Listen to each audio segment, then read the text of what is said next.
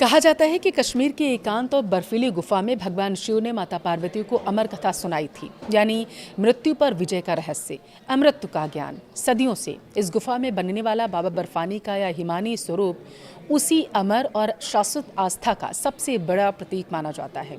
लेकिन ज़रा सोचिए, क्या हो जब अमृत का प्रतीक माने जाने वाला यह जगह खुद एक बड़े खतरे का सामना करने लगे। क्या हो जब महादेव, जो काल और समय से परे हैं, वो इंसानी गलतियों की वजह से अपना आकार खोने लगे। इस साल की अमरनाथ यात्रा में कुछ ऐसा ही हुआ है। यात्रा शुरू हुए अभी महज 5 दिन बीते थे। गुफा के अंदर का विशाल प्राकृतिक शिवलिंग लगभग पूरी तरीके से पिघल चुका है। पहले जो बाबा बर्फानी पूरे सावन मास तक शान से खड़े रहते थे, वो अचानक इतनी जल्दी अंतर्ध्यान क्यों हो गए?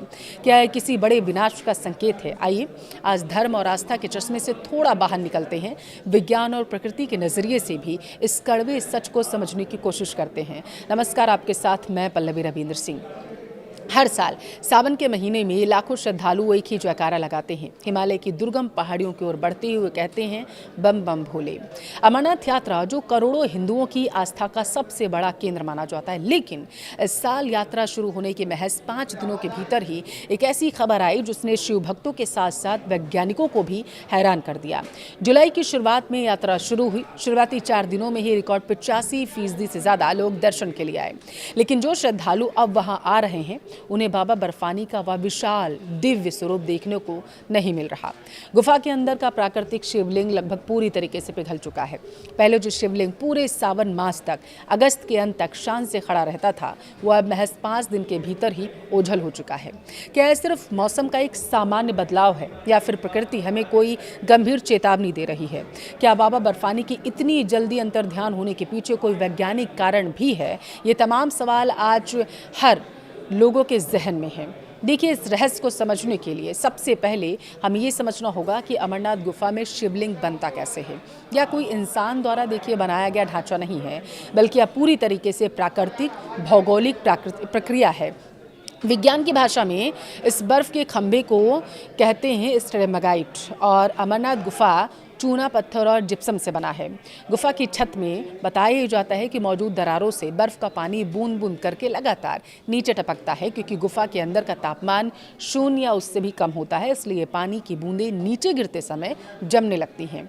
धीरे धीरे ये जमी हुई बूंदें एक के ऊपर एक इकट्ठी हो जाती हैं और एक ठोस बर्फ के खंभे का आकार ले लेती है। हिंदू धर्म में इसी प्राकृतिक जो संरचना बनती है, इसी शिव का स्वरूप मानकर लोग पूजते हैं। लेकिन आपको बता दी, इस स्टेलेमाइट या शिवलिंग का पूरा वजूद तीनों पर निर्भर करता है। जो 3 चीज़ें हैं उन पर निर्भर करता है: सर्दियों में होने वाली भारी बर्फबारी, हवा का रुख और गुफा के अंदर की जमा देने वाली ठंड। अगर इनमें से एक भी चीज़ का बैलेंस बिगड़ जाता है तो बाबा बर्फानी अपना आकार खोने लगते हैं। तो अब सवाल उठता है कि इस बार बैलेंस कैसे बिगड़ा है, ये समझना ज़रूरी है। इसका जवाब है हिमालय क्षेत्र और जम्मू कश्मीर के मौसम चक्र में आया बहुत बड़ा उलटफेर। आपने देखा होगा, पिछले कुछ सालों से सर्दियों के दिनों में पहाड़ों पर वैसी बर्फबारी नहीं हो रही है जैसी पहले हुआ करती थी। मौसम वैज्ञानिकों के मुताबिक शिवलिंग का आधार, यानी उसका बेस जो होता है, सर्दियों में ही मजबूत होता है। जब पर्याप्त ठंड नहीं पड़ेगी और अच्छी बर्फबारी वहाँ नहीं होगी, तो गुफा के ऊपर बर्फ का जो रिजर्वायर, जो भंडार बैठेगा, वो बन नहीं पाएगा। गर्मियों में धीरे धीरे वो पिघलने लगेगा। शिवलिंग का निर्माण उसी से होता है, जो हो नहीं पाएगा। तो वहीं दूसरी तरफ गर्मियों के महीने में सूरज की तपिश सामान्य से कहीं ज़्यादा दर्ज की जा रही है।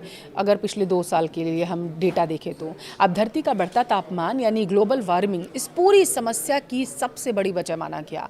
आज कश्मीर घाटी में जून और जुलाई के दौरान भीषण गर्मी पड़ने लगी है। जो ऊंचे पहाड़ी इलाकों में कभी अपनी कड़ाके की ठंड के लिए जाने जाते थे, वहाँ असामान्य गर्म हवाएं चल रही हैं। आप समझिए, जब बाहर का तापमान तेजी से बढ़ता है तो गुफा के अंदर का वो फ्रीजिंग पॉइंट टूटने लगता है, और यही कारण है कि बर्फ तेजी से पानी में बदलने लगती है।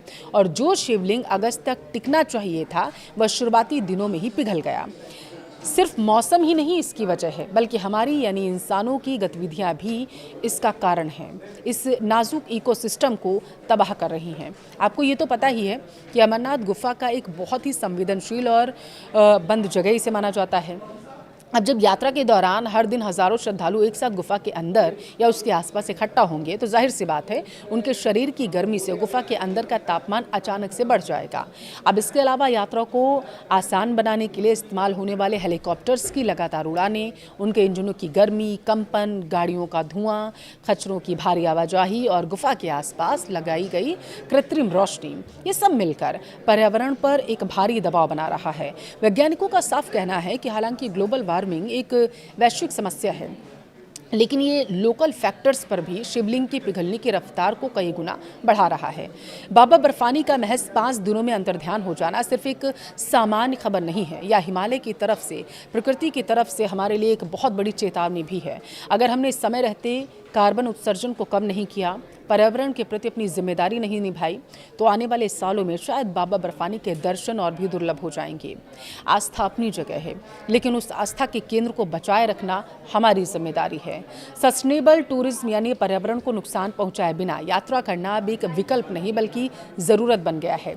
सरकार को श्रद्धालुओं की संख्या को कंट्रोल करने, इको फ्रेंडली व्यवस्थाओं पर और कड़े कदम उठाने की ज़रूरत है। अंत में एक बात जो हम सभी को गहराई से सोचनी चाहिए, हिंदू धर्म में शिव को पशुपति का नाथ कहा गया, यानी वो जो पूरी प्रकृति और जीवों के रक्षक हैं, देवों के देव हैं वो। उनके माथे पर सजे चंद्रमा और जटाओं में बहती गंगा दोनों ही शीतलता और प्रकृति के संतुलन का प्रतीक मानी जाती हैं। अगर हम उनके घर यानी हिमालय के इस नाजुक इकोसिस्टम को अपनी सुख सुविधाओं और अंधाधुंध कार्बन उत्सर्जन से तबाह करते रहेंगे तो क्या हमारी यह यात्रा वाकई सफल होगी? बाबा बर्फानी का महज 5 दिन में पिघलना कोई चमत्कार या श्राप नहीं है, बल्कि यह हमारी ही जो कर्म है उनका आईना है जो अब सामने आ रहा है। प्रकृति हमें दिखा रही है। असली शिव भक्ति सिर्फ गुफा तक पहुंचकर माथा टेकने में नहीं है, बल्कि उस पहाड़, उस बर्फ और उस पर्यावरण को बचाने में भी है जिसे शिव बहुत पसंद करते हैं। अब वक्त आ गया है कि हम इको धर्म को अपनाएं। अगली बार जब आप पहाड़ों पर जाएं तो सिर्फ एक दर्शनार्थी बनकर नहीं बल्कि प्रकृति के रक्षक बनकर जाइएगा। अगर आपको लगता है कि यह कड़वा सच आज हर शिव भक्त, हर इंसान तक पहुँचना चाहिए तो इस वीडियो को शेयर ज़रूर करिएगा। कमेंट में हर हर महादेव लिखिए।